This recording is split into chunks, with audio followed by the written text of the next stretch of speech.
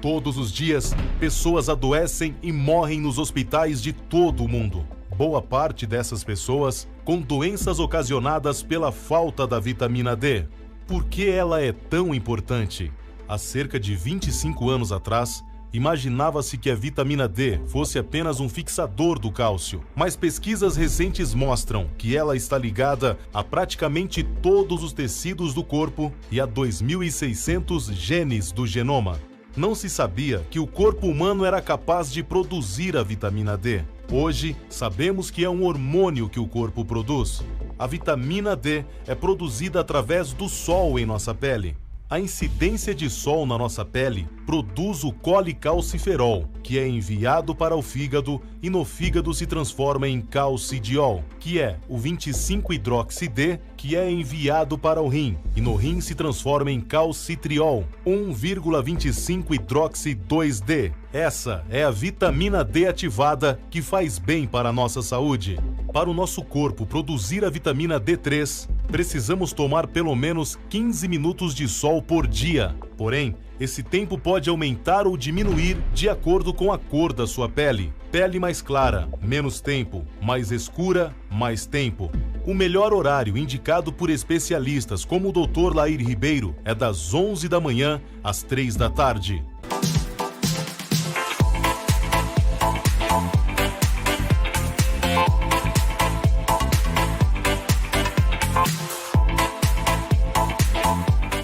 Bom, um prazer em primeiro lugar é todo meu e eu agradeço profundamente essa oportunidade de apresentar esse tema que se tornou crítico para todo o planeta, que se refere à questão do coronavírus, né? Pode haver uma impressão inicial errada de que autismo e coronavírus não tem nada a ver com isso, mas nós vamos ver que as duas coisas têm a ver com o sistema imunológico. Um sistema imunológico enfraquecido é um sistema imunológico que é propenso a desenvolver doenças infecciosas. E ao longo das últimas 2 décadas, nós temos recebido diversos, vamos dizer assim, avisos de que o sistema imunológico da humanidade inteira estava entrando em colapso. Isso foi demonstrado pelo fato de que surgiu em 2003 o SARS, depois várias outras epidemias surgiram que ameaçaram a saúde e provocaram alta mortalidade em países, não chegaram a essa pandemia do coronavírus, mas se tornaram epidemias, tais como, só para citar algumas, a gripe do Oriente Médio,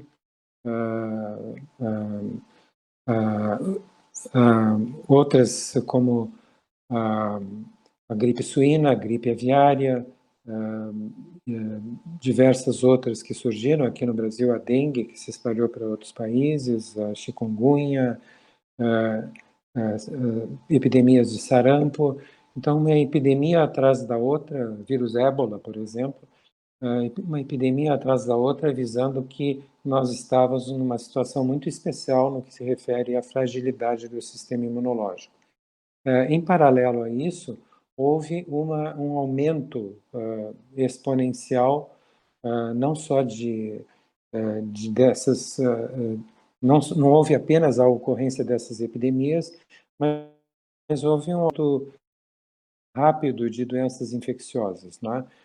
2, 3 anos atrás, a Organização Mundial da Saúde dava conta de que 1/4 da população do planeta está infectada pelo bacilo da tuberculose e ainda não desenvolveu sintomas da doença.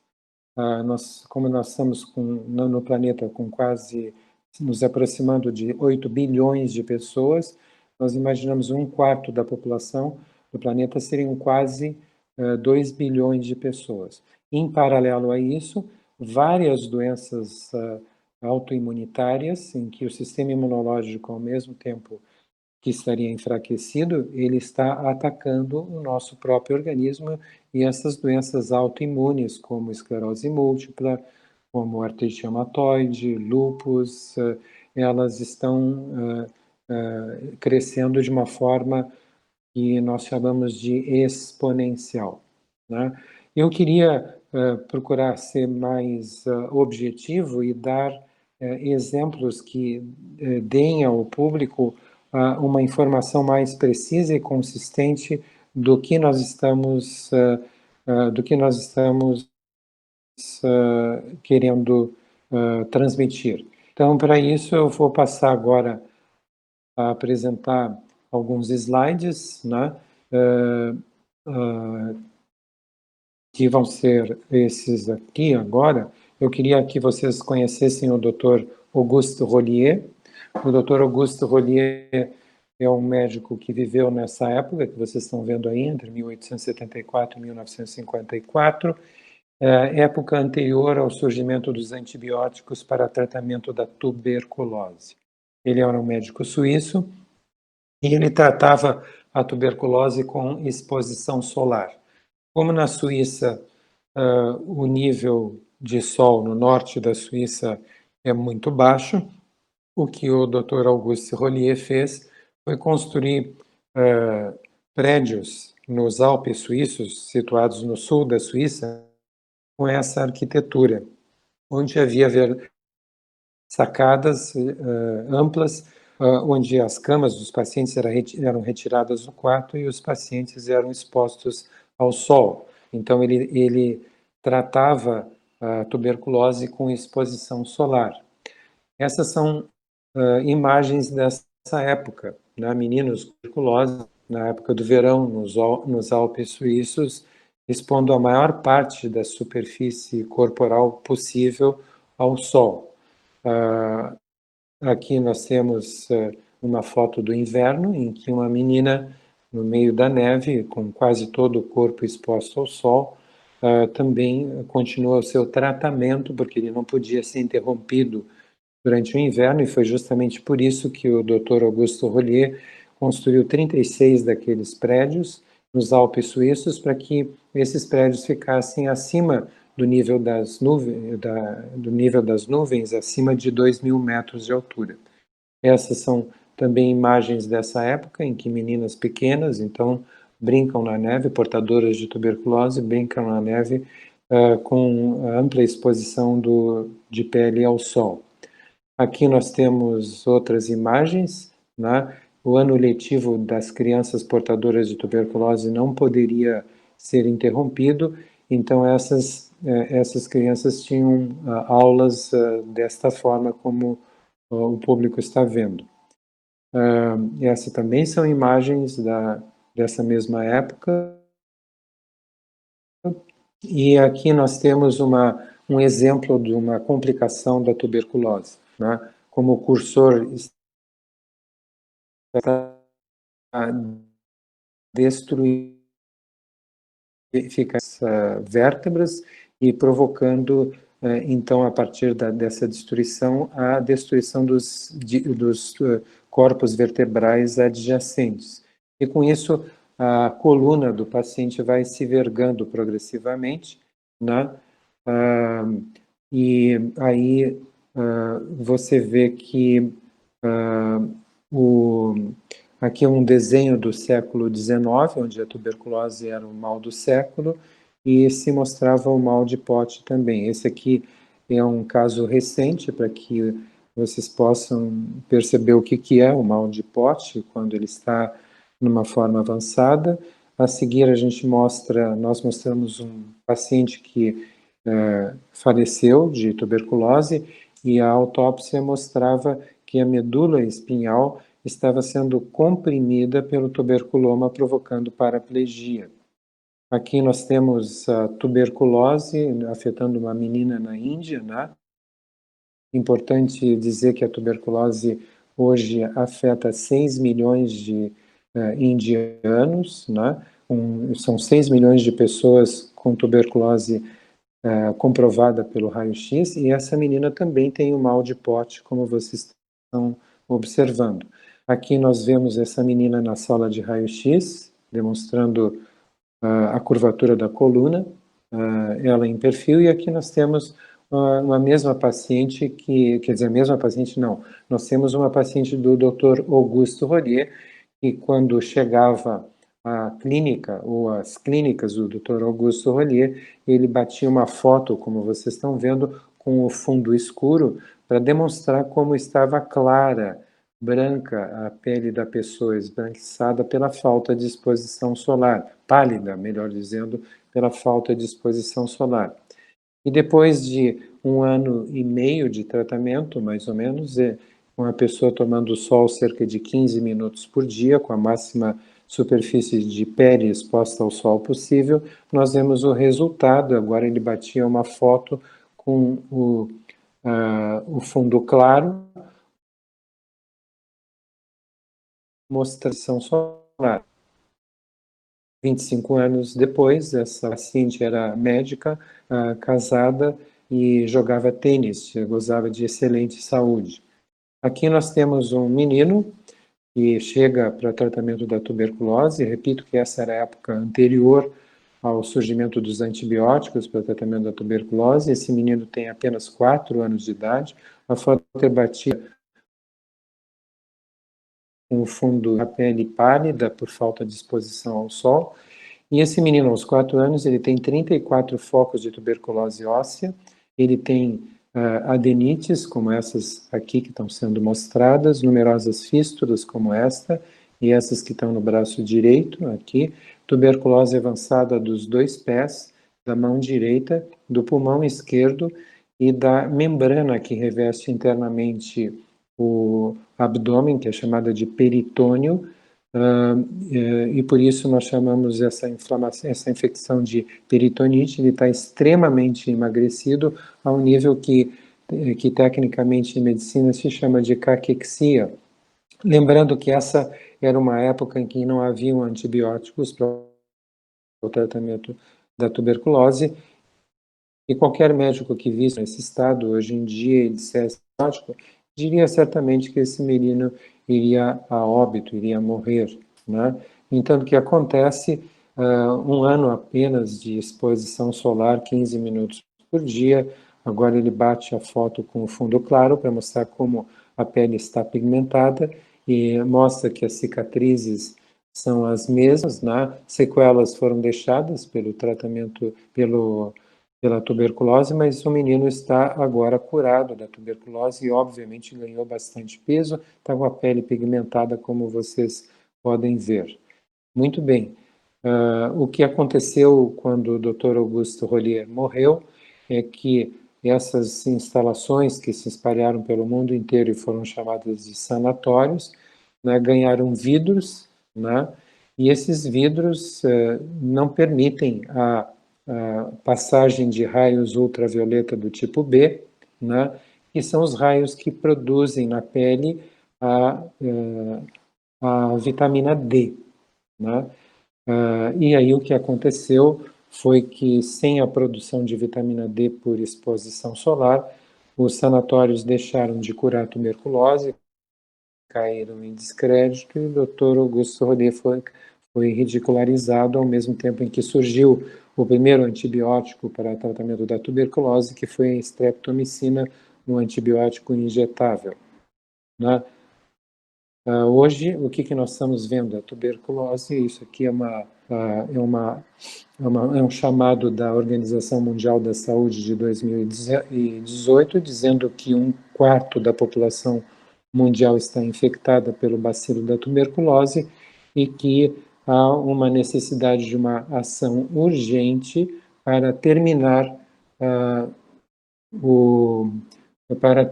a epidemia da tuberculose. Então, veja outra manifestação demonstrando que o sistema imunológico das pessoas, da humanidade, está enfraquecido e a tuberculose está ceifando 4.000 vidas por dia, né?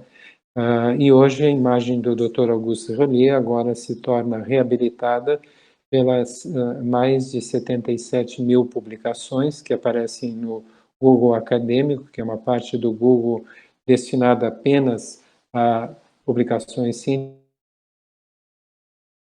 científicas, demonstrando que, por exemplo, se você tiver deficiência de vitamina D, a tuberculose vai progredir a despeito do uso de antibióticos e que ela deve ser usada, a correção do uso, a correção da deficiência de vitamina D, que hoje afeta 9 entre cada 10 pessoas no planeta, né? É uma pandemia, ela é responsável pelo enfraquecimento do sistema imunológico das pessoas e está sendo responsável pelo fato de que você vê hoje em dia que existem pessoas que desenvolvem o coronavírus, se infectam pelo coronavírus não, mas não têm sintoma algum, em um extremo, e pessoas que, ao contrário, desenvolvem quadros graves de coronavírus, em que desenvolvem colapso do sistema respiratório, enchem o pulmão de substâncias inflamatórias, o chamado pulmão de choque, não conseguem absorver o oxigênio do ambiente, tem que ser colocado no respirador, onde pode ficar até 3 semanas, e ao longo dessas 3 semanas, em algum momento, ir a óbito, né? Se vierem a se infectarem se vierem a se recuperar, né? O que acontece é a mesma coisa que está acontecendo com as doenças autoimunes, né?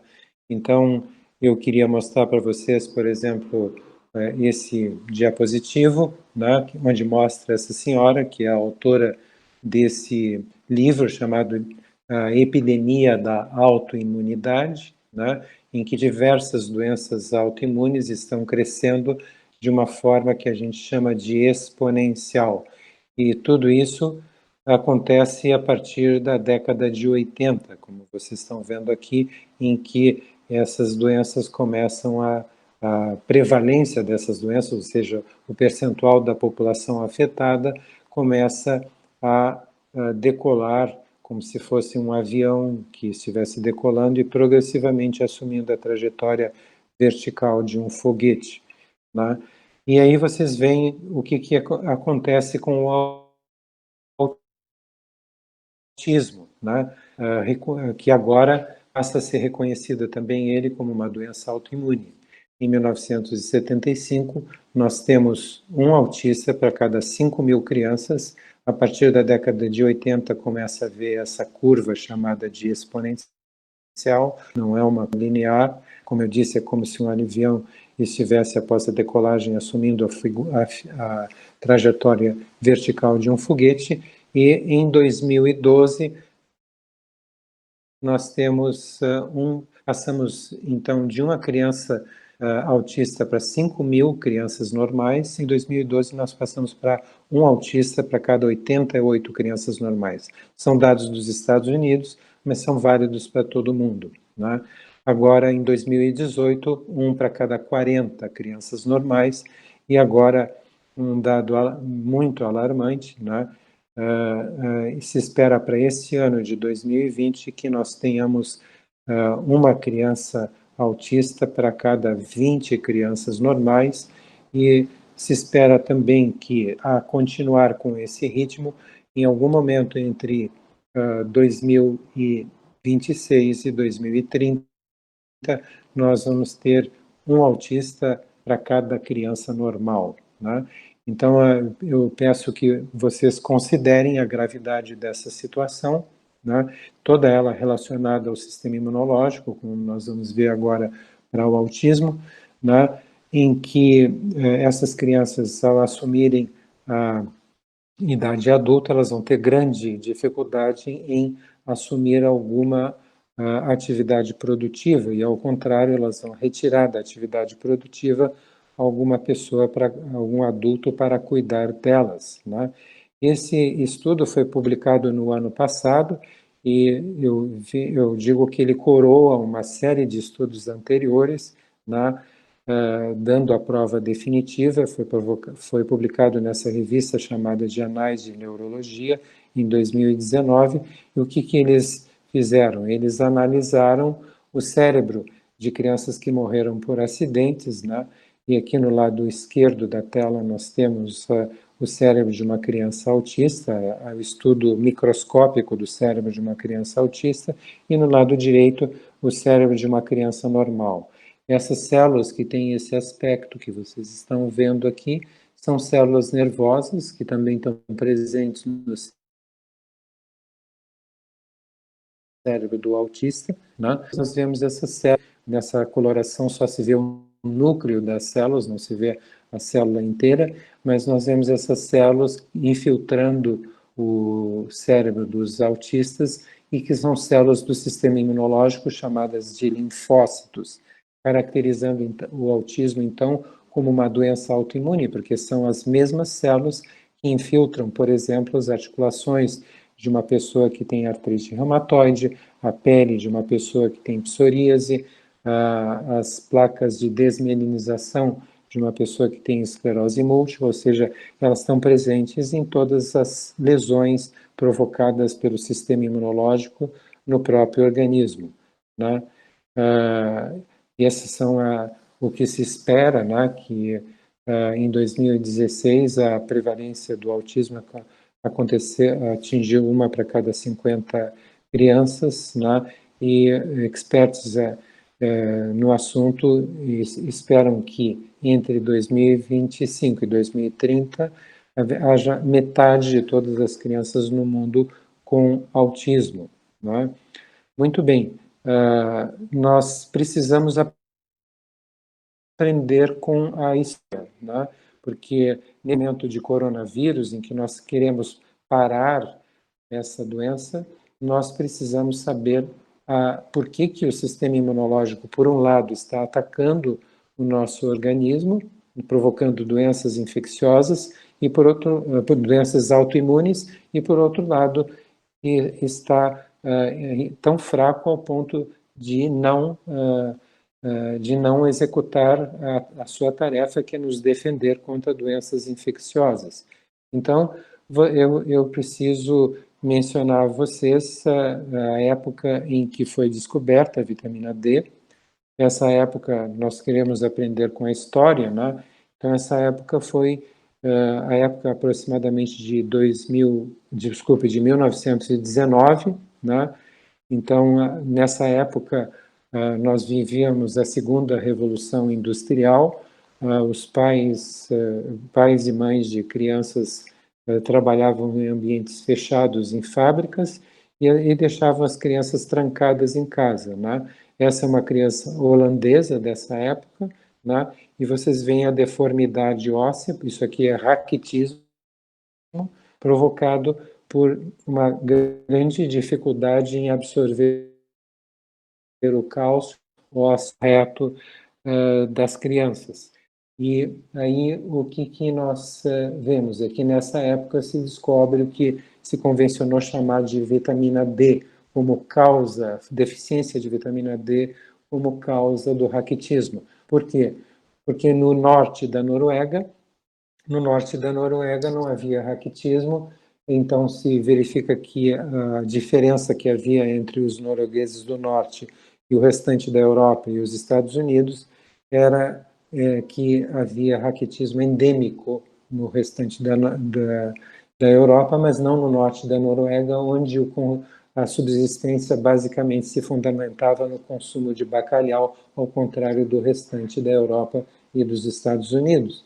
Então, o que se faz? Se retira o óleo de fígado de bacalhau e que se começa a administrar para as crianças do restante da Europa e se erradica, então, o autismo. Então, os pesquisadores passam a chamar essa substância que estaria presente no óleo de fígado, mas cuja natureza química era desconhecida, de vitamina D, pelo simples fato de que já haviam sido descobertas a vitamina A, algumas vitaminas do complexo B, a vitamina C e a vitamina.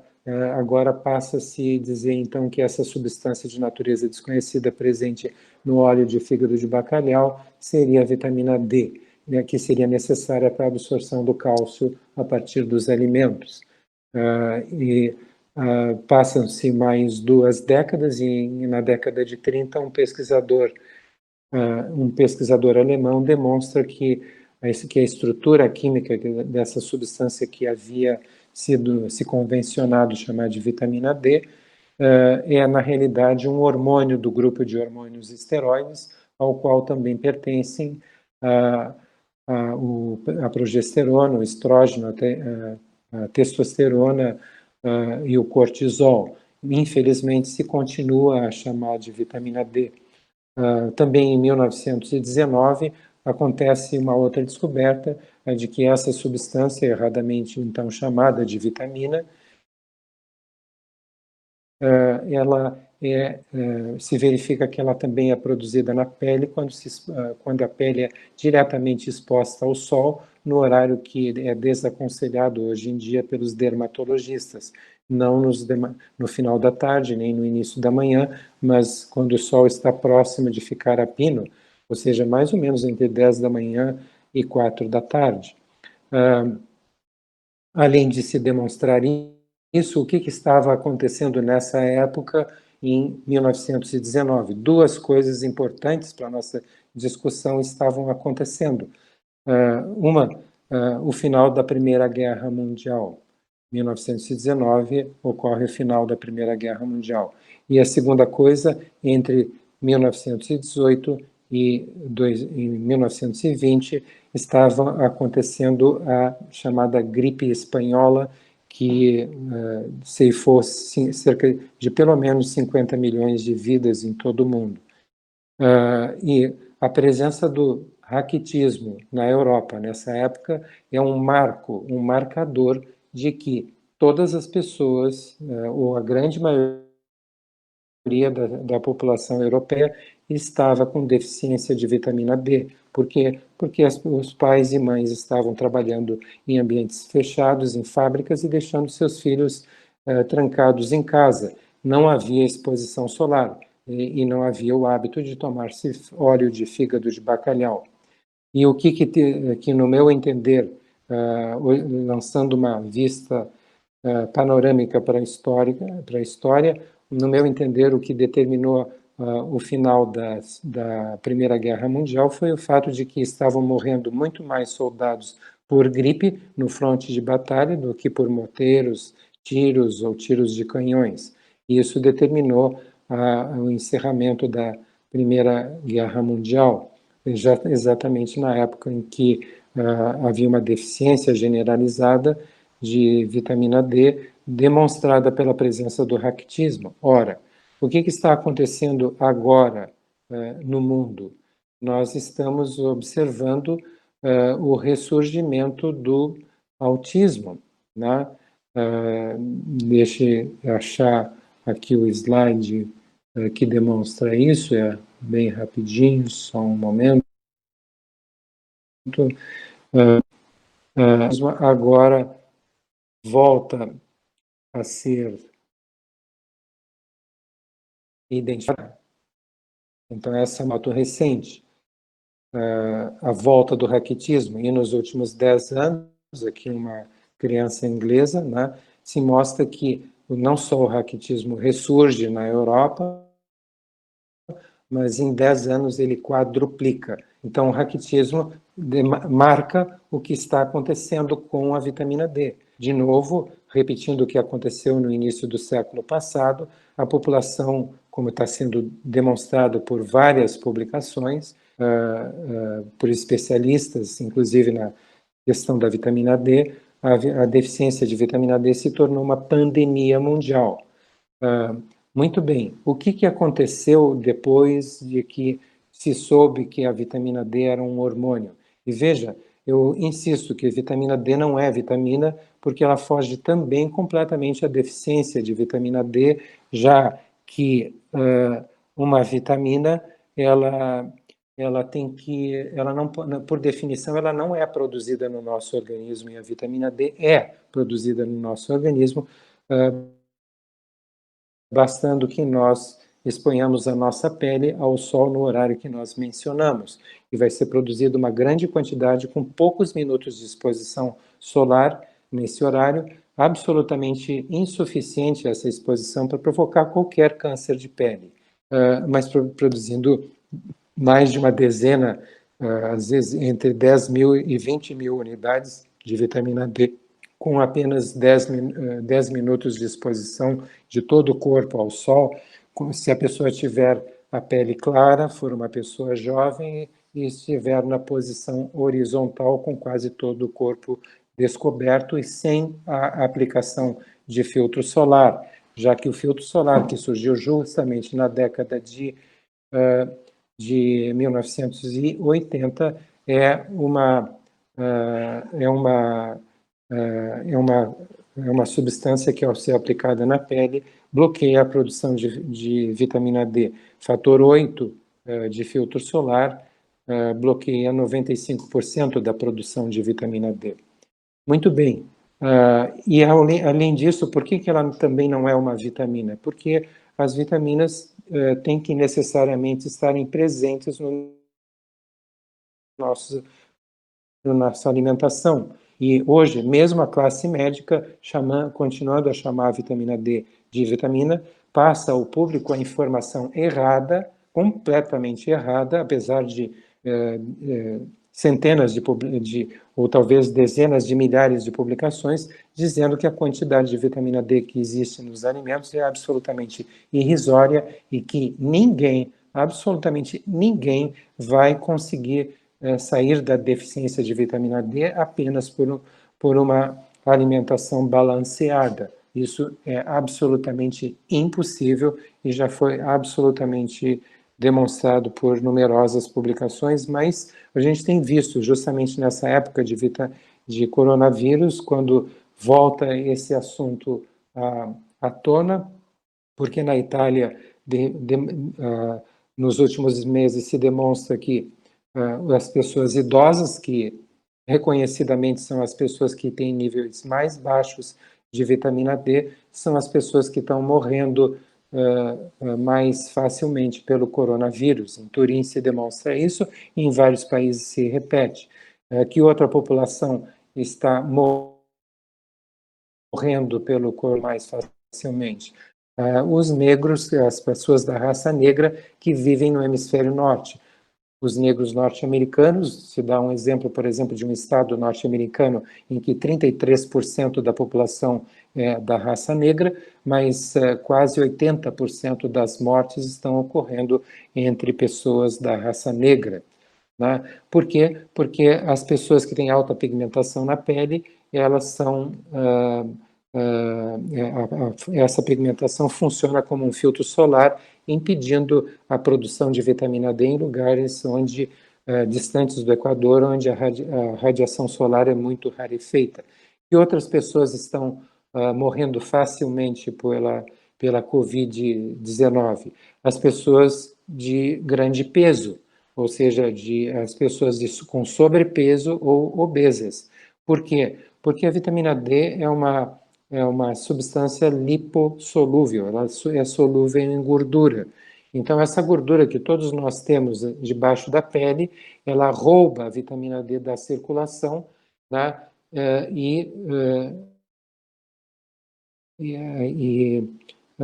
Então, as pessoas que têm uma maior quantidade de tecido gorduroso debaixo da pele, elas têm níveis mais baixos de vitamina D e também estão sendo as pessoas que estão morrendo mais facilmente pela Covid-19.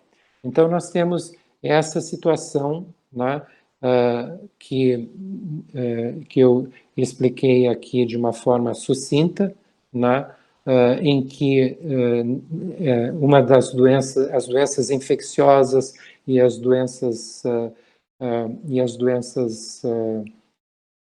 autoimunes estão aumentando rapidamente, né?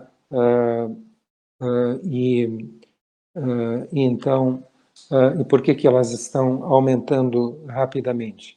Elas estão aumentando rapidamente porque a população, a quase totalidade da população do planeta está com níveis muito baixos de vitamina D por várias razões que começaram a se tornar importantes a partir da década de 80. A partir da década de 80 surge a heliofobia. ou seja, o horror ao sol, a fobia do sol. Surge o filtro solar, os dermatologistas vão à televisão e dizem para as pessoas não se exporem ao sol porque envelhece a pele, né? Coloquem-se, antes de saírem para se expor ao sol, coloquem protetor solar nas áreas expostas, no rosto, no dorso das mãos, para que não haja nenhuma possibilidade de exposição direta da pele ao sol. E o que acontece em função disso, paralelamente a isso, há uma grande migração do campo para a cidade, né? E de um ambiente ensolarado para um ambiente em que as pessoas trabalham de uma forma confinada, né?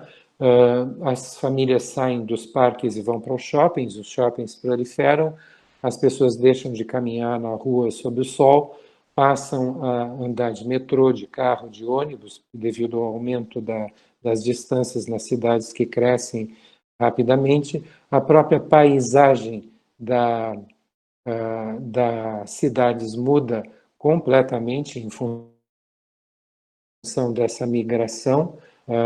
Eu posso apresentar só parece que eu não consegui mais compartilhar a tela aqui. Sim, posso compartilhar. Só um momentinho. Voltando para esses slides, eu queria mostrar como está, por exemplo, porque se diz que não é possível haver exposição, não é possível haver deficiência de vitamina D num país ensolarado, né? Então, eu queria que vissem como está, por exemplo, uma cidade do Nordeste, que deveria ter, onde a população deveria ter ampla exposição solar, né? Isso é Recife, parece São Paulo, mas é Recife, mas é uma imagem que nós vemos em várias cidades do Brasil, e se nós formos olhar o que aconteceu com a urbanização desde o ano 10.000 a.C., chegando à época cristã, passando pelos burgos, né, da Idade Média, chegando à Revolução Industrial e ao ano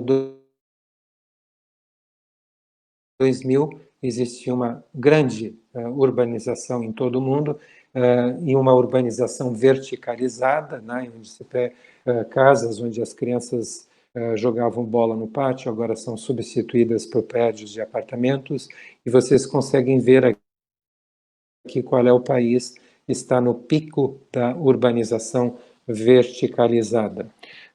Bom, nesse momento, nós estamos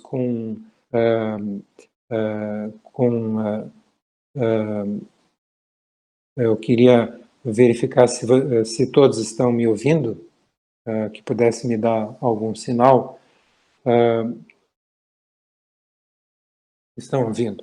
Certo. Então, nós estamos agora próximos a terminar o tempo de apresentação. Eu queria deixar que houvessem algumas perguntas de pessoas que estão assistindo esse programa, né? Se for esse o caso, porque eu não quero me estender, mas antes eu queria dizer o seguinte: o mecanismo de ação do sistema imunológico, da vitamina D sobre o sistema imunológico, que não é vitamina, é um hormônio, tem uma estrutura e o poder de um hormônio. Mas, ao contrário dos hormônios, que tem uma ou duas funções, a vitamina D tem dezenas de funções. Não existe uma única célula no nosso organismo que não sofra a ação da vitamina D.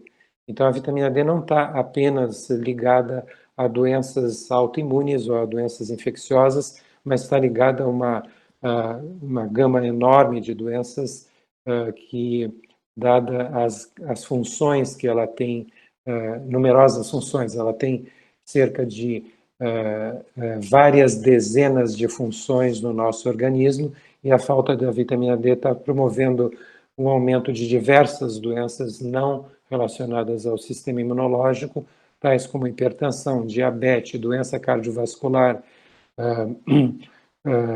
câncer. É impressionante de ver que hoje, no Google acadêmico, existem mais de 1 milhão de publicações científicas demonstrando que a vitamina D ela é um poderoso agente preventivo contra o câncer, ou seja, ela, desculpem, ela impede as nossas células de se transformarem em células cancerosas e ela aciona um mecanismo de autodestruição no câncer, na célula cancerosa, e são mais de 1 milhão de publicações, mas não existe uma única menção a isso no livro do oncologista, assim como não existe menção a nada do que eu estou falando no livro das pessoas que tratam doenças autoimunes, como artrite reumatoide, lúpus, esclerose múltipla. Nada disso é mencionado em congressos médicos que são patrocinados pela indústria farmacêutica,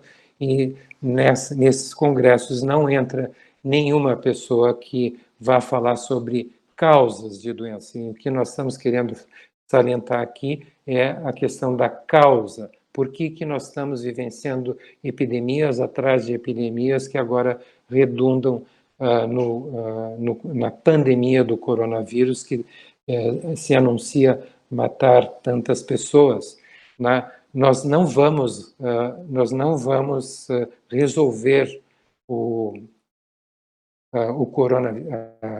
a pandemia do coronavírus apenas umas pessoas dentro de casa. É claro que o confinamento e isolamento social, nesse momento, são absolutamente necessários, é indiscutível isso, porque nós não queremos provocar ainda maior saturação do sistema de saúde, fazendo com que todas as pessoas fiquem doentes ao mesmo tempo. Mas é importante salientar que todas as pessoas provavelmente vão contrair o coronavírus. Algumas nem vão perceber que contraíram. Outras vão ter uma infecção com manifestações leves, outras moderadas, e outras vão chegar ao ponto de ter que usar respirador, e dentre essas, muitas delas vão vir a morrer. Vão ser milhares e milhares de pessoas.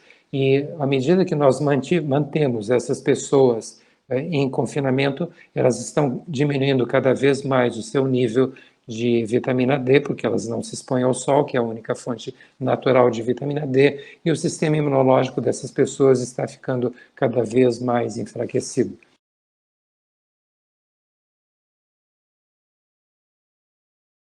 Eu considero essa pergunta, assim, talvez uma das mais, se não a mais importante de todas que você fez, né? Porque ele tem um alcance social e até para o futuro do país como um todo incalculável, eu considero incalculável, né? A deficiência de vitamina D hoje em dia é considerada uma pandemia mundial, né? Para você ter uma ideia, se estima que no inverno, numa cidade urbana como São Paulo, né, num ambiente urbano como a cidade de São Paulo, quase 80% da população é deficiente em vitamina D, né? E em cidades situadas no hemisfério norte ou no hemisfério sul, quanto mais distante da linha do Equador, pior é essa situação. Essa pandemia mundial piora ao ponto de você ter cerca de 99% da população deficiente em vitamina D no inverno dessas regiões. Se estima que apenas um em cada 10 pessoas no mundo não tenham deficiência de vitamina D. E é muito importante você perceber que esse é um hormônio esteroide que tem funções de extrema importância no cérebro, tanto do adulto, mas principalmente do cérebro em desenvolvimento, né? Ou seja, no cérebro do feto e no cérebro da criança. Então, você sabe, hoje em dia sabe, por situações que ocorreram, por incidentes históricos que ocorreram, que a deficiência de vitamina D durante a gestação provoca o nascimento de crianças autistas, né? E nunca houve tantas crianças autistas quanto nós estamos vendo no mundo atual. É interessante saber que, em uma determinada época, se não me engano, no início da década de 90, houve uma guerra civil na Somália, que ainda hoje perpetua suas consequências, e nós sabemos que as guerras que ocorrem em países da África, via de regra, são guerras genocidas, em que uma etnia procura dizimar as outras etnias para se tornar hegemônica naquele país. Então houve uma guerra civil na Somália, e o que aconteceu é que milhares de pessoas fugiram daquele país naquela época e foram aceitas como refugiados em algumas cidades do mundo. Uma das cidades que aceitou um dos maiores números uma quantidade maior de refugiados foi Estocolmo, na Suécia. Então eles formaram uma comunidade somali em Estocolmo, na Suécia.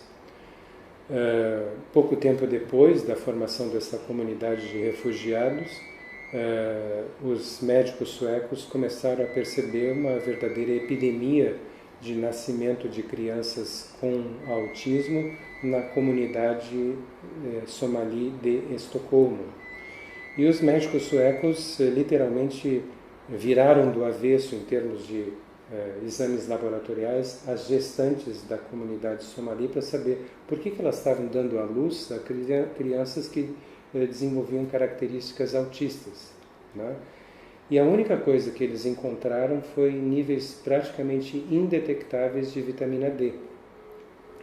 Então, esse foi o primeiro incidente, foi um incidente que chamou a atenção dos pesquisadores da área da vitamina D para a grande, fundamental importância da vitamina D no desenvolvimento do cérebro da criança. Então, isso se tornou um problema sério no mundo inteiro atualmente, né? O que aconteceu naquela comunidade somali, né? Hoje, os pesquisadores aceitam como verdade constatada e demonstrada cientificamente que todos nós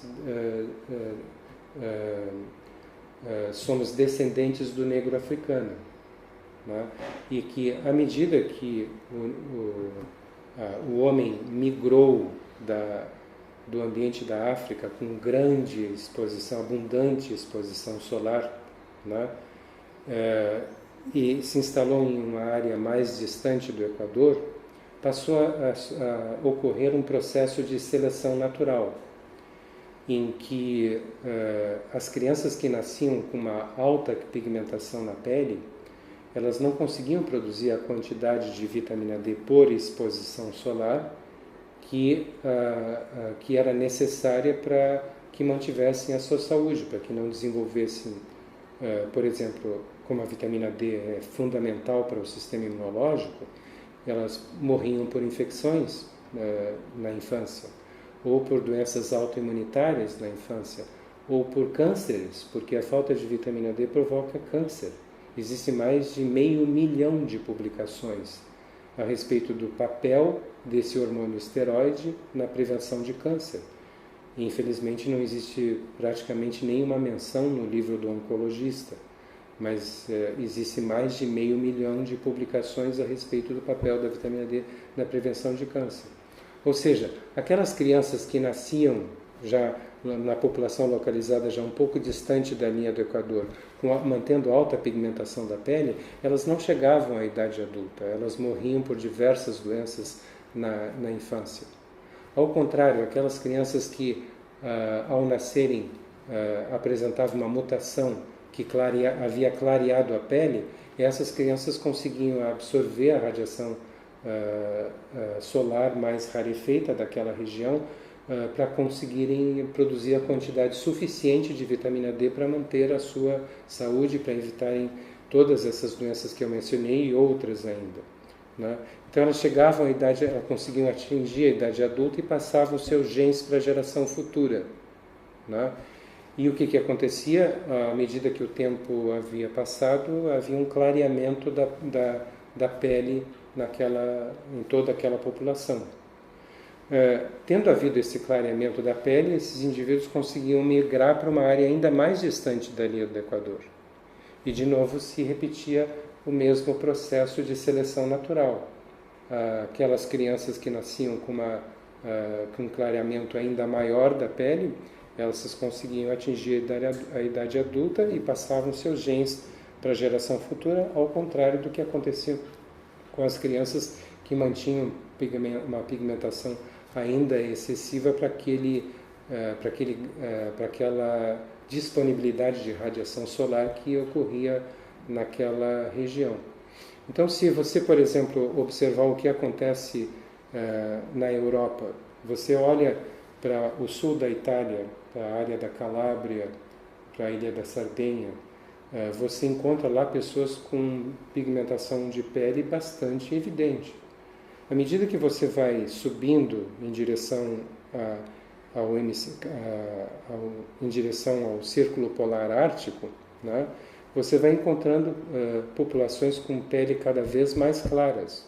Você chega na Escandinávia, na Islândia, e você encontra apenas pessoas loiras, de olho azul, pele extremamente clara, porque isso foi uma adaptação que aconteceu ao longo das gerações, aconteceu ao longo dos milênios, né, que fizeram com que essas pessoas conseguissem sobreviver naquela região com baixa radiação solar, graças ao clareamento da pele que permitia a penetração dos raios solares e a produção de quantidades razoáveis de vitamina D.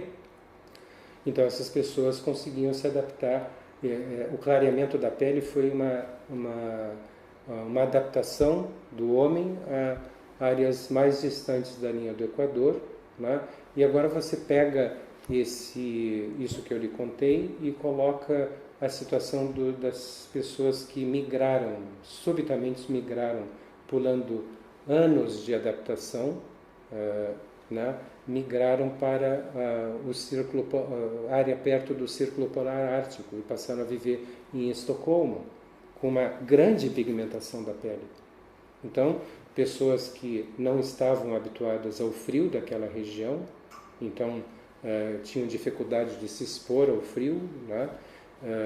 Então ficavam muito confinadas a um ambiente entre quatro paredes, sem exposição solar, e mesmo que se expusessem ao sol, a quantidade de radiação solar era insuficiente devido à alta pigmentação da pele que bloqueava a penetração dos raios solares. Essa exposição solar naquela região era insuficiente para produzir quantidades adequadas de vitamina D. O que aconteceu com essas pessoas? Gestantes com níveis inadequados, muito baixos, quase indetectáveis ou indetectáveis de vitamina D, davam à luz a crianças autistas porque essas crianças se desenvolveram dentro do útero materno, desenvolveram seu cérebro com níveis níveis muito, muito baixos de vitamina D.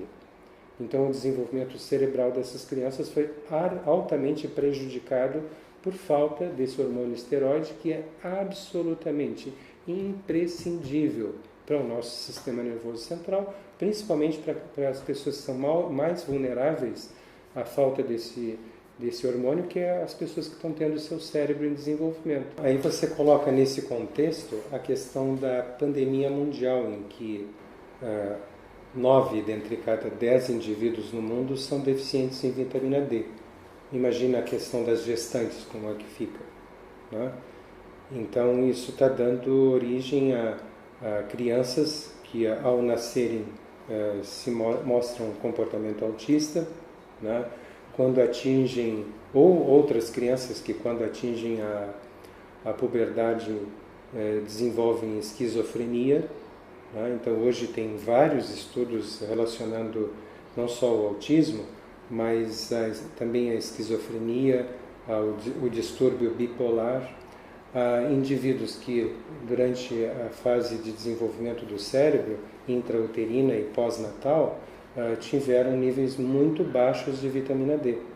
Então, crianças, estudos foram feitos demonstrando que crianças que nasceram de mães com níveis baixos de vitamina D têm alto risco de desenvolver esquizofrenia na adolescência, distúrbio bipolar quando adultos, né?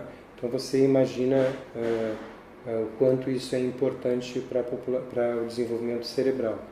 Ao contrário, o que está se verificando é que se você dá uma dose realista de vitamina D para uma gestante, e o que é uma dose realista, né?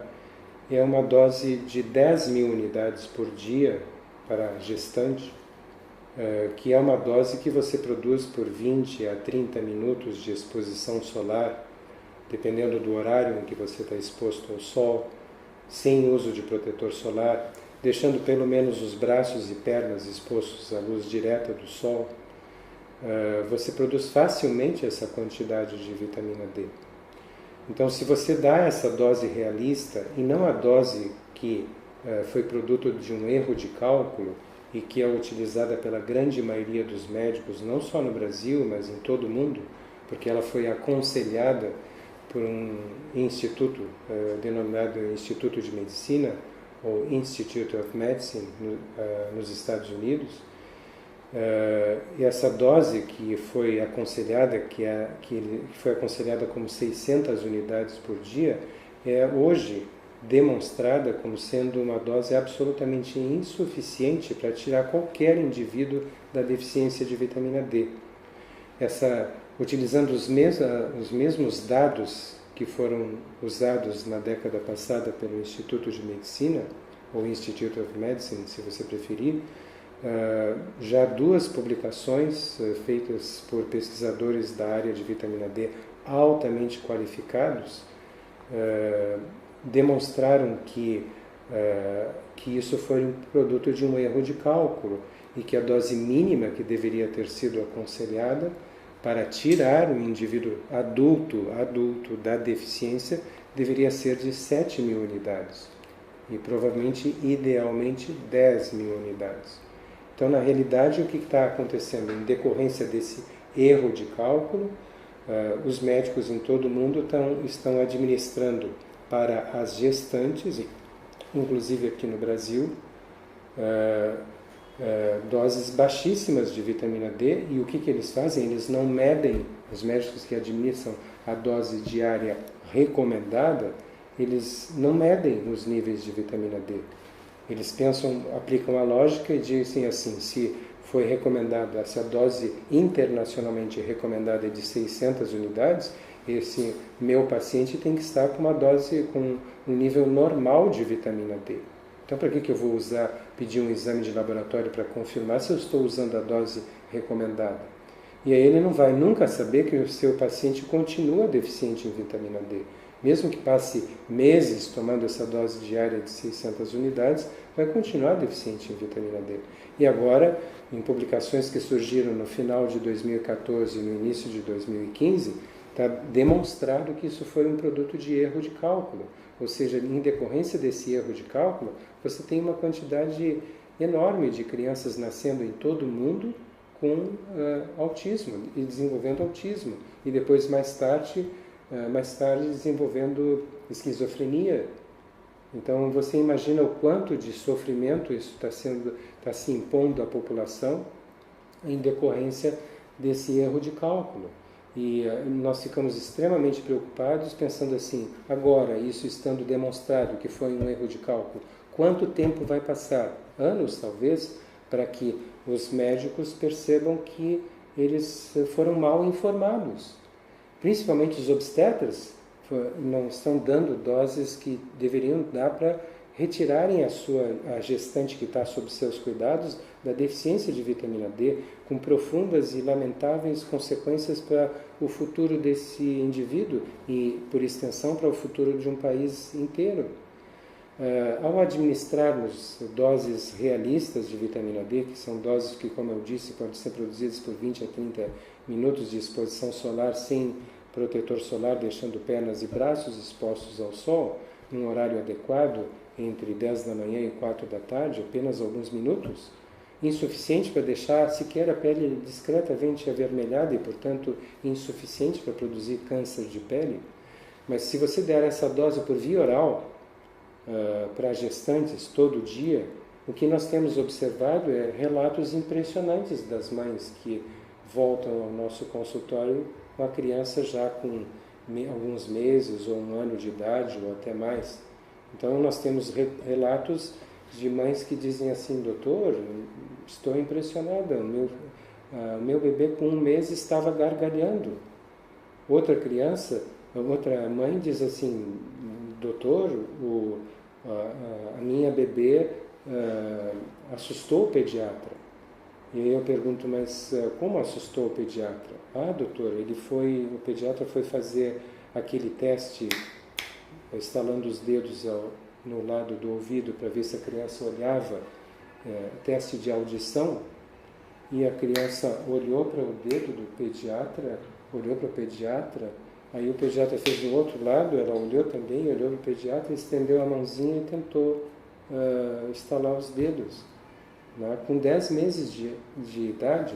Então a gente tem visto um desenvolvimento psicomotor incrível nessas crianças.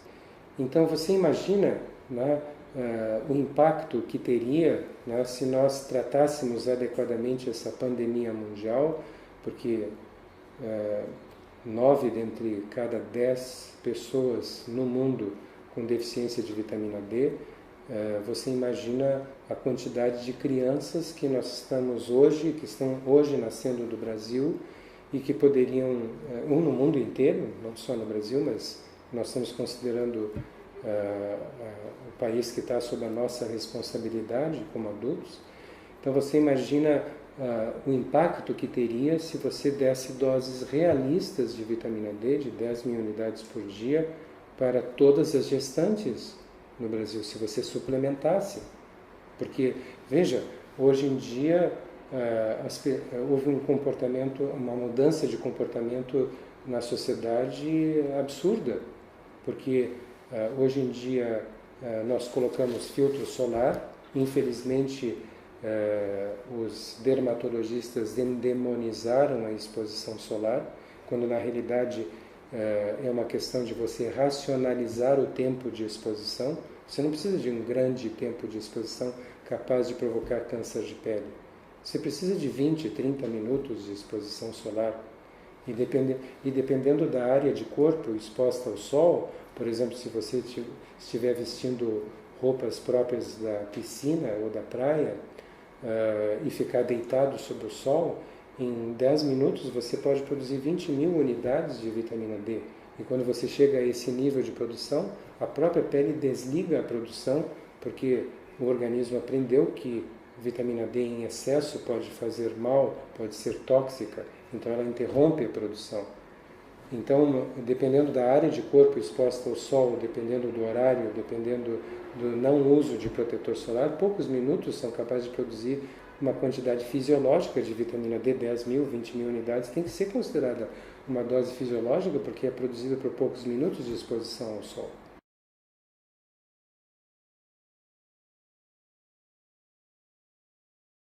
Uma primeira pergunta aqui sobre a possibilidade de redução das doses no futuro, que as pessoas querem saber se em algum momento a dose pode diminuir para 10 mil unidades e elas continuarem mantendo só com isso e continuar tendo resultados semelhantes aos que estão tendo agora com altas doses. Querem saber se essa é uma possibilidade. Acho que o senhor já comentou sobre essa possibilidade em algum momento, mas elas querem saber se isso está acontecendo já, e qual que é a chance real de que isso aconteça para todas as doenças autoimunes. Isso é uma pergunta da Nathalie, da Rosane, Juliana Leixo.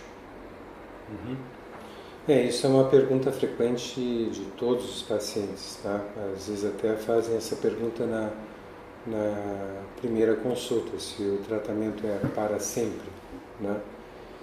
E aí nós respondemos de uma forma transparente, né? É possível que no futuro a gente possa reduzir as doses de vitamina D, para as doses que todos os indivíduos adultos deveriam tomar, tal como 10 mil unidades por dia. O grande problema ainda é que nós não temos um critério para a redução da dose com segurança. Então, vamos dizer, se a gente der um exemplo, talvez fique mais claro. Se você comparar, por exemplo, uma doença autoimunitária com uma vacinação, certo? A primeira crise da doença autoimunitária, o primeiro sinal de ataque do sistema imunológico contra o nosso próprio organismo, pode ser comparado com uma vacina. Então, é como se o seu organismo houvesse sido vacinado, por exemplo, no caso da esclerose múltipla, contra a bainha de mielina, né? Muito bem.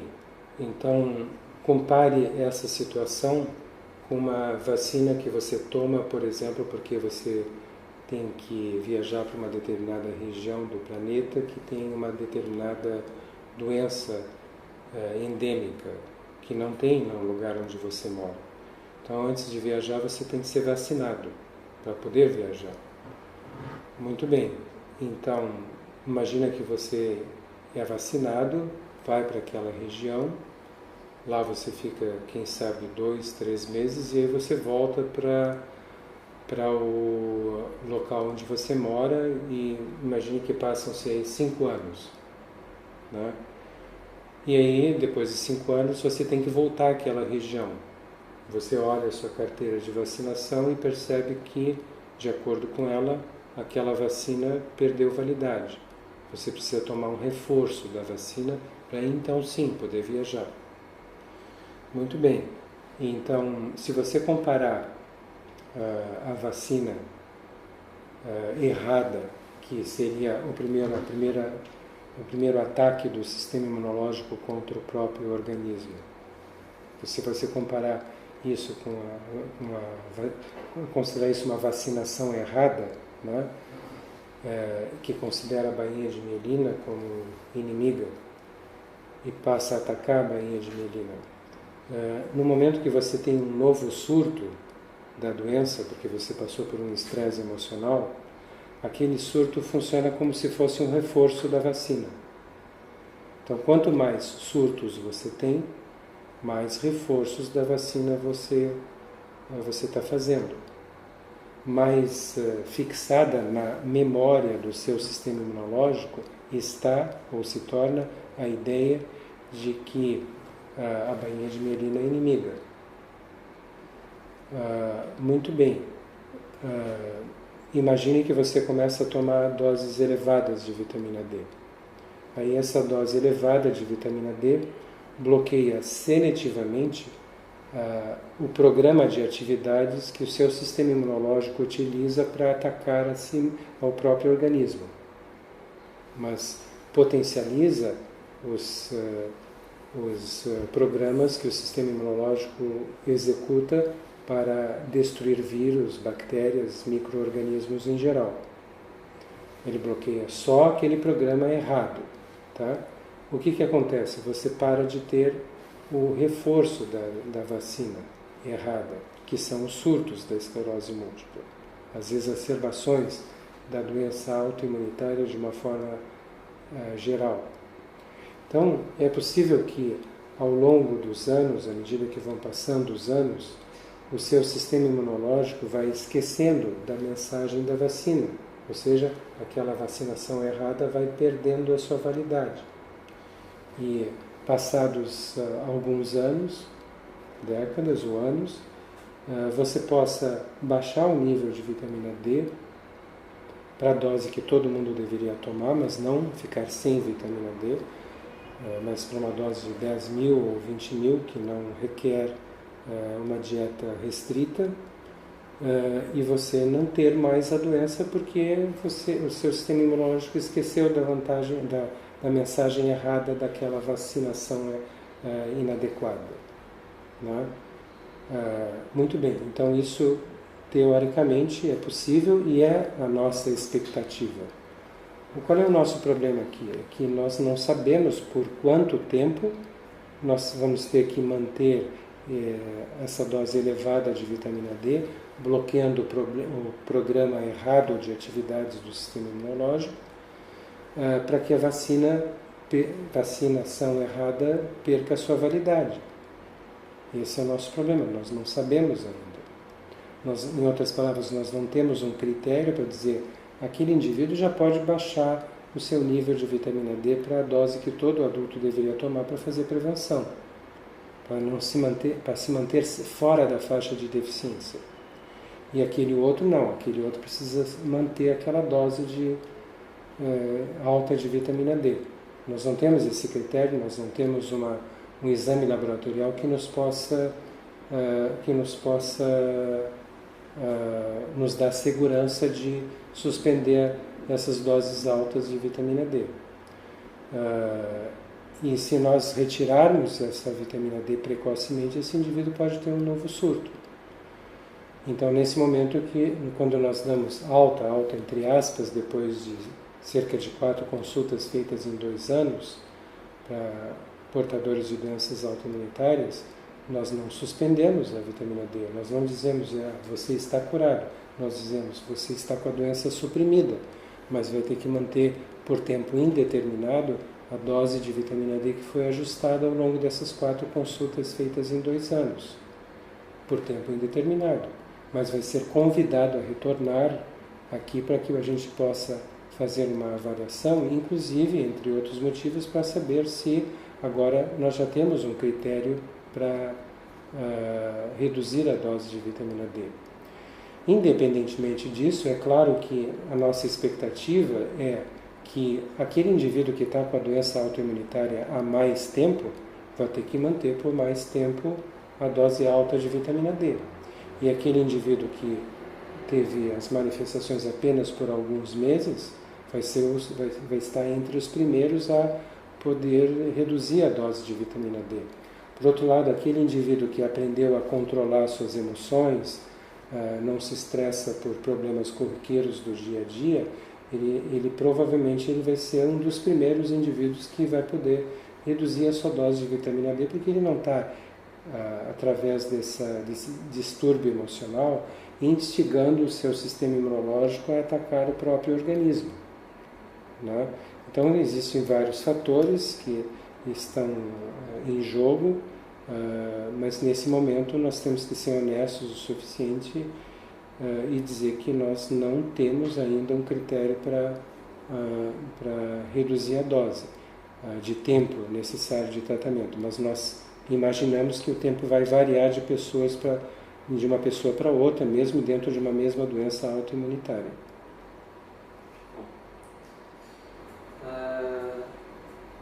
O Rafael Souza pergunta se existe algum relato de caso ou estudo retrospectivo sobre os pacientes em andamento. Isso será publicado em alguma revista ou congresso?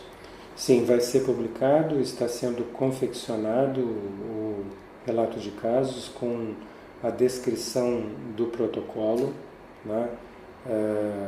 É importante que as pessoas, os profissionais da área de saúde e os próprios pacientes entendam que esse protocolo foi desenvolvido ao longo de 13 anos e nós, por uma questão de responsabilidade, nós não podíamos publicar esse protocolo parcialmente, sem ter segurança de todos os avisos e precauções possíveis que nós deveríamos já embutir no relato inicial.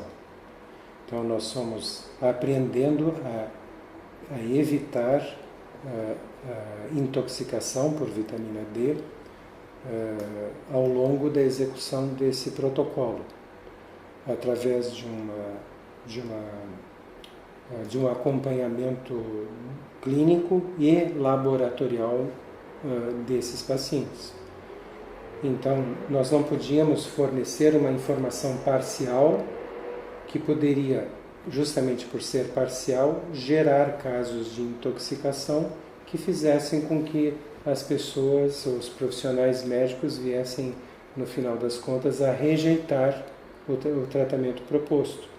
Então, nós precisamos acumular experiência suficiente e passar informação completa, quando fizéssemos a primeira publicação.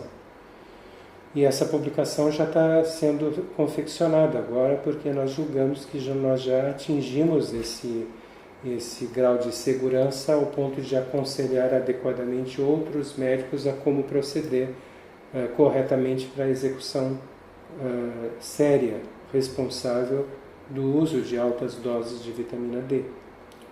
Se nós tivéssemos, por exemplo, publicado isso há 5 anos atrás, nós estaríamos tendo publicado um protocolo que tem apenas um efeito parcial, não tão bom quanto o efeito que tem atualmente, não tão eficaz, um percentual tão grande de pacientes.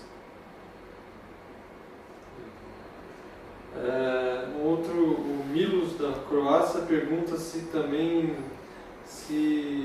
tem alguma base de dados com quantos pacientes estão seguindo esse tratamento ou estão seguindo o protocolo, algum tipo de estatística, se vocês aqui na clínica têm isso, porque ele vê muitos depoimentos na internet, mas queria saber de dados mais concretos, assim, em números. Se nós considerarmos todas as doenças autoimunitárias, né, nós imaginamos que a clínica, ao longo de todos esses anos, tenha acompanhado considerando todos os médicos que trabalham na clínica, tenha acompanhado cerca de 3.500 a 4.000 pacientes. Né? No entanto, nós treinamos cerca de 15 médicos para atuarem fora da cidade de São Paulo, em outros estados, na grande maioria deles, né, para deixar esse tratamento acessível a pessoas que não precisem se deslocar por longas distâncias para virem a São Paulo. Né? E esses médicos que foram treinados estão atendendo centenas de pessoas. Mais recentemente, nós começamos a treinar médicos que vêm do exterior. Né? Então, nós temos médicos que estão executando esse tratamento na Itália, em Portugal, na Croácia, no Canadá, e brevemente nós vamos ter também um médico que vai executar esse tratamento na Espanha. Então, a tendência é que esse tratamento vá se espalhando ao redor do mundo e o benefício que ele tem provocado para os pacientes, tem proporcionado aos pacientes portadores de doença autoimunitária, vá se estendendo a um número cada vez maior de pacientes. Mas a gente pode, respondendo mais diretamente à pergunta, dizer que são milhares de pacientes. Nós não temos uma noção precisa de quantos já foram atendidos, porque tem médicos que acabaram de fazer um estágio de treinamento. Tem outros médicos que já estão há 2, 3 anos aplicando esse protocolo em outras cidades. Tem médicos que já não conseguem mais atender em outra cidade, já tem a sua agenda fechada, não conseguem atender novos casos porque estão no limite da sua capacidade de trabalho. Então, na medida que nos sobra tempo, e o tempo não tem nos sobrado, mas a gente tem forçado nesse sentido, nós estamos treinando outros médicos para trabalharem fora do estado de São Paulo, fora da cidade de São Paulo e até mesmo fora do país. Nós temos, obviamente, dado preferência para pessoas interessadas nesse tratamento que vivem em áreas cada vez mais distantes de São Paulo, justamente para proporcionar o acesso a esse tratamento para pessoas que vivem em áreas distantes e não concentrar tudo ao próximo de São Paulo, obrigando as pessoas a terem que viajar.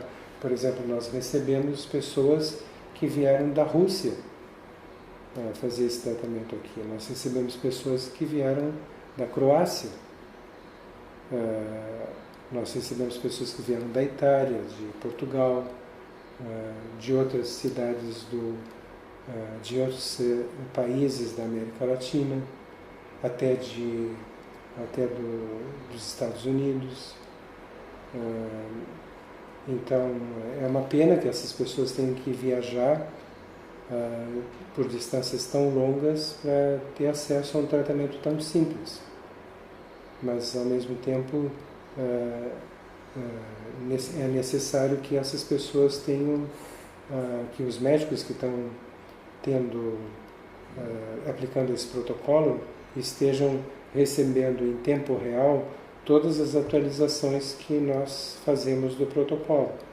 Então, cada pergunta que um dos médicos que fez um treinamento nos faz, porque está recebendo um paciente diferente, um caso que ele não viu durante o treinamento, a resposta é repassada para todos os outros médicos para que a experiência de cada um vá contribuindo para a experiência de todos os que fizeram o treinamento. Tem uma pergunta da Viviane Valadares e da Adriana Bianchi. Gostaria de perguntar ao Dr. Cícero como cuidar da saúde dos ossos seguindo o tratamento com altas doses, como deve ser o equilíbrio entre o P1N1 e o CTX, acho que são 2 exames, né, que o senhor pede, os que fazem o tratamento com essa dose alta, e se a vitamina K2 ajuda na possibilidade de perda óssea ao reduzir a ingestão de cálcio, ao reduzir a absorção do cálcio. Na realidade, a questão se refere à dose de vitamina D que você emprega, né? Se você desse uma dose fisiológica, como 10.000 unidades, a vitamina D ela proporcionaria apenas contribuiria para a deposição de cálcio nos ossos. Depois tem uma variação de doses que nós utilizamos, cuja toxicidade é evitada pela dieta, pela restrição de cálcio na dieta. Então, se evita o excesso de cálcio provocado pelo estímulo que essas doses mais altas provocam sobre a absorção de cálcio dos alimentos. Então, assim, a gente restringe a quantidade de cálcio para evitar o excesso de absorção. Então, essas pessoas não ficam com falta de cálcio, nós deixamos apenas a quantidade de cálcio que vai ser absorvida sob o forte estímulo de uma dose alta de vitamina D, mas nós deixamos a quantidade de cálcio no alimento, que é a dose de cálcio que o organismo necessita. O problema é que essa dose maior de vitamina D, cuja toxicidade é prevenida, impedida pela dieta, ela, ao mesmo tempo, ela estimula o depósito de cálcio nos ossos e, ao mesmo tempo, estimula a retirada de cálcio dos ossos. Ela faz as duas coisas ao mesmo tempo. Então, nós sabemos hoje que nós precisamos evitar que os indivíduos, ao tomarem doses altas de vitamina D, estejam mais perdendo cálcio do que ganhando cálcio nos ossos. Nós precisamos favorecer o depósito de cálcio nos ossos. E aí nós temos apenas duas possibilidades para executar, para atingir esse objetivo. Se um indivíduo estiver se mantendo sedentário, nós sabemos que esse indivíduo vai perder cálcio nos ossos. Ou seja, o efeito da vitamina D vai ser predominante no sentido de retirar cálcio dos ossos, apesar de também estar estimulando o ganho de cálcio, ela vai perder mais do que vai depositar cálcio nos ossos. Então, a tendência é o indivíduo desenvolver osteopenia e depois osteoporose se nós não fizermos nada. Então, nós temos duas alternativas para evitar esse efeito colateral. Uma alternativa é a seguinte: a pessoa tem que fazer atividade física aeróbica, se possível diariamente. Que nível de atividade física aeróbica? Nós precisamos que essa pessoa caminhe 30 minutos de uma caminhada rápida, não confortável, não uma caminhada simples, confortável, como se fosse um passeio, mas uma caminhada rápida, mas respeitando o limite de condicionamento físico dessa pessoa. Que essa caminhada dure 30 minutos e que ocorra no mínimo 5 vezes por semana, idealmente todos os dias. Então, se isso for feito, Quando você faz essa atividade física aeróbica, a sua glândula tireoide produz maior quantidade de um hormônio chamado calcitonina, que bloqueia a saída de cálcio do seu osso. Então a vitamina D consegue então colocar cálcio no seu osso, mas não consegue retirar o cálcio devido ao efeito da calcitonina produzida pela atividade física aeróbica. A outra possibilidade que nós temos é o uso de drogas produzidas pela indústria farmacêutica, que são chamadas de bifosfonatos, né? Então essas drogas são usadas somente em indivíduos que não têm condição de fazer atividade física aeróbica. Por exemplo, eu posso ter um indivíduo que tem esclerose múltipla e que tem perda de força nas pernas, como uma sequela antiga. Então eu não posso pedir para esse indivíduo fazer essa atividade de caminhada rápida ao longo de 30 minutos. Então eu vou ter que usar um bifosfonato. Você pode ter um indivíduo que tem artrite reumatoide e que, por exemplo, a artrite reumatoide tem afetado os tornozelos ou os joelhos. Então eu não posso pedir para esse indivíduo fazer atividade física, caminhar rapidamente, porque eu vou submeter uma articulação que pode até ter alguma deformidade a um nível de desgaste que vai provocar dor nesse indivíduo.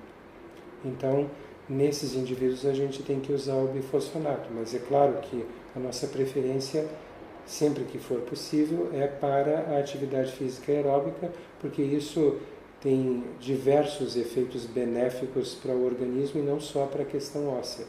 Inclusive, hoje se sabe que a atividade física aeróbica é um grande estímulo para a atividade física aeróbica regular, é um grande estímulo para a produção de novos neurônios no nosso cérebro. Então ela até previne doenças neurodegenerativas. Então, por todas essas razões, a gente dá preferência à atividade física aeróbica. Complementando essa pergunta, né, se por um acaso você toma uma dose muito superior a esta que nós utilizamos por acidente, por exemplo, por erro de manipulação de vitamina D, você pode passar para um nível de vitamina D que está fora dos nossos parâmetros, mas por acidente, em que o indivíduo vai se intoxicar por vitamina D devido à quantidade de cálcio que ele libera rapidamente dos seus ossos. Apesar de manter a dieta, ele vai se intoxicar por causa disso.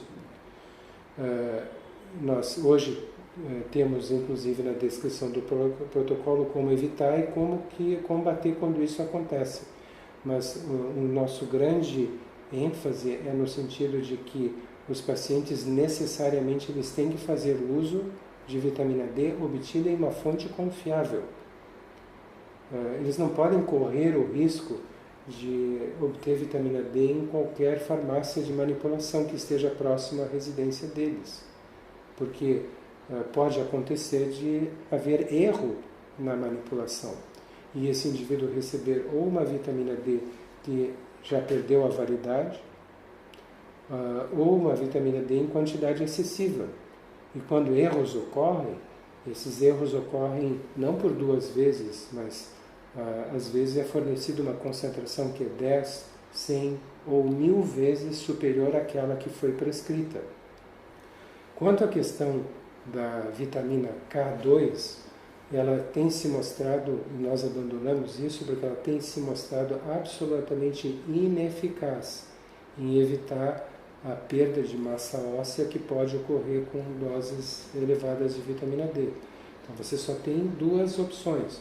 Ou você pode fazer atividade aeróbica, e nós estamos nos referindo, como eu disse, a 30 minutos de caminhada rápida, respeitando o condicionamento físico 5 a 7 vezes por semana, ou você usa essas medicações chamadas no seu conjunto de bifosfonatos, a vitamina K2, pelo menos para as doses, altas doses que nós temos utilizado, se mostrou absolutamente ineficaz em evitar a perda de massa óssea, perda de cálcio nos ossos. O senhor falou sobre farmácia de manipulação, tem uma pergunta do Rafael Souza perguntando qual que é o critério para escolher as farmácias, se existe algum selo de qualidade para que os pacientes possam procurar e quem é que avalia as farmácias indicadas nos estados fora de São Paulo. Então, na realidade, o que nós fizemos, nós temos a ideia assim, de que se você procurar fazer vitamina D numa farmácia escolhida aleatoriamente, 90% talvez de chances de que nada aconteça de errado, né? Mas nós não podemos nos permitir 10% de risco. Então o que nós começamos a fazer? Nós começamos a trabalhar com um grupo de farmácias e selecionamos aquelas farmácias que nós vimos através dos exames de laboratório em que o exame de laboratório confirmava que a vitamina D que estava sendo prescrita era aquela que o paciente estava de fato tomando. Então, não é que nós proibimos longe disso de o paciente fazer em qualquer farmácia, mas nós explicamos de uma forma transparente. Essas farmácias foram testadas pelo uso de vários pacientes, pela observação dos exames laboratoriais de vários pacientes. Então, se o paciente se intoxicar com vitamina D, é problema para ele e problema para nós, porque nós vamos ter que ajudar. Não vamos poder virar as costas para essa pessoa, a gente vai poder ajudar. Mas nós somos seres humanos também, nós somos sobrecarregados de trabalho. Então a gente não pode deixar de dizer assim, olha, nós estamos lhe dando essa lista de farmácias que até agora os pacientes usaram e não nos deram nenhum problema.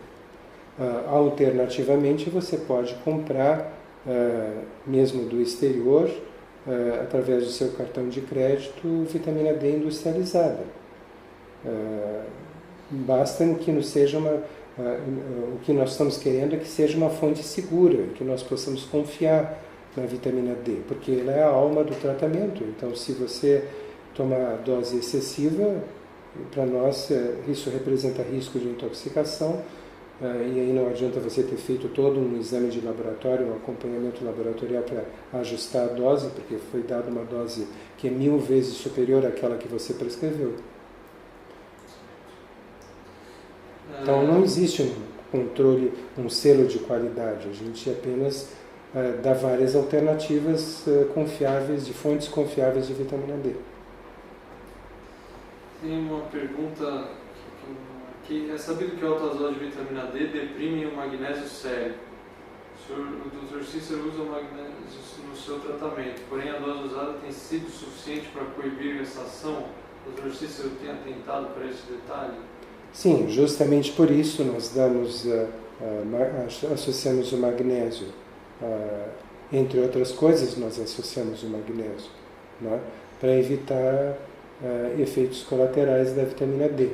Magnésio e cálcio são antagonistas. Então, nós suplementamos o magnésio justamente para evitar esse efeito colateral. E a dose que nós usamos tem sido suficiente para evitar qualquer problema nesse sentido. Tem a pergunta da Doris, que fala que ela teve um problema com uma interação medicamentosa em que a vitamina D ela não estava absorvendo vitamina D o suficiente, né? Não estava tendo os efeitos por conta desse medicamento. E aí ela pergunta se tem alguns medicamentos que são classicamente atrapalham. Isso é um dado de literatura médica, né, de publicações. Nós sabemos que antagonizam os efeitos ou depletam a quantidade de vitamina D do seu organismo, ou prejudicam o metabolismo da vitamina D, drogas que pertencem à classe dos anticonvulsivantes, né, e também os corticoides. Então, na medida do possível, quando isso é possível, nós, à medida que atingimos os níveis adequados de vitamina D, nós procuramos, se não é necessário mais usar nenhuma dessas drogas, nós retiramos essas drogas, porque a doença autoimunitária por exemplo, já não necessita mais, já está tão suprimida, completamente suprimida, e não necessita mais de corticoide, que inclusive depleta o cálcio dos ossos. Tem essa pergunta sobre a eficácia da IEM nos casos em que a eficácia do tratamento nos casos que a esclerose múltipla já está na fase progressiva, primária ou secundária. E além disso, sobre o uso da biotina em altas doses para as formas progressivas, algumas pessoas estão vendo algumas informações sobre isso. Eu não li a respeito disso, acho que eu vou precisar primeiro ler, mas eu não tenho experiência sobre isso, da biotina. Eu fiquei de ler sobre isso, me deram um artigo, mas eu estou tão atolado de coisas para fazer que eu não consegui mexer. E a vitamina D em altas doses para esclerose múltipla progressiva? A esclerose múltipla progressiva tem sido tratada adequadamente com vitamina D em altas doses. O problema é que essas pessoas são portadoras de alta irritabilidade ou depressão e às vezes não conseguem controlar o seu efeito. E eu julgo que é muito mais a dificuldade que pode acontecer um pouco maior de controlar esses casos deve ser devida muito mais provavelmente à questão emocional do que propriamente ao tipo de esclerose múltipla, porque nós tivemos muitos casos de forma primariamente progressiva ou secundariamente progressiva que melhoraram com o mesmo protocolo, né? Então eu não creio que em si a forma primariamente progressiva ou secundariamente progressiva seja por si mesma mais resistente. O que eu acho que pode estar acontecendo é que essas formas estão associadas a um nível sustentado de distúrbio emocional, seja no sentido da irritabilidade incontrolável ou da depressão. E isso, e não a forma da doença, que torna essas pessoas mais difíceis de serem tratadas ou com uma resposta não tão boa quanto as outras, né? Certo. Tem duas perguntas sobre artrite reumatoide, da Juliana Herkenhoff, da Fátima Carvalho. Queremos saber se a artrite reumatoide juvenil pode ser tratada com altas doses, se tem algum paciente sendo tratado e se qualquer médico do protocolo pode estar apto a fazer esse tratamento. Sim, nós temos vários casos de crianças até com artrite reumatoide juvenil, adolescentes e crianças que respondem muito bem ao tratamento, não tivemos nenhum problema. Quanto à questão de médicos que fazem o protocolo aceitarem ou não, isso depende, é muito mais relativo à questão de se o médico aceita tratar crianças, né? Porque nós não temos nenhum pediatra entre os médicos que trabalham com protocolo, ou eles não aceitam tratar crianças porque preferem tratar apenas adultos, que é para o qual eles foram treinados. Mas o protocolo, sim, pode ser usado no tratamento de qualquer criança com doença autoimunitária. A grande questão tem se relacionado à questão do diabetes infanto-juvenil. Nós não temos tido a possibilidade de acompanhar com esse tratamento crianças com diabetes infanto-juvenil, principalmente porque essas crianças estão sob acompanhamento com um endocrinologista pediátrico, né? E no momento que o endocrinologista pediátrico recebe a notícia dos pais de que a criança está ou vai começar a tomar vitamina D em altas doses, o endocrinologista diz: então eu vou sair fora não vou mais acompanhar o seu filho. E como eu, particularmente, isso acho que se estende aos outros médicos, que há vários, pelo menos dos outros médicos que estão fazendo tratamento com altas doses de vitamina D, não temos tempo de assumir a parte do endocrinologista, né? Nós não temos tempo disponível para dedicar o nível de cuidado que essas crianças com diabetes infanto-juvenil necessitam para ajuste de dose de insulina. Então a gente tem sido impossibilitado, porque os pais se veem na contingência de escolher entre dar doses altas de vitamina D ou continuar com o seu endocrinologista, fazendo o tratamento tradicional. Então, via de regra, o que tem acontecido é que os pais acabam desistindo do tratamento porque essa é uma condição que o endocrinologista impõe, que eles têm que desistir do tratamento para continuar com o acompanhamento endocrinológico. Então, no diabetes infanto-juvenil, nós não temos tido experiência suficiente para dizer qual o total potencial que esse tratamento poderia proporcionar a essas crianças. Idealmente, quando a criança está no início do quadro de diabetes infanto-juvenil, seria um momento adequado para iniciar esse tratamento.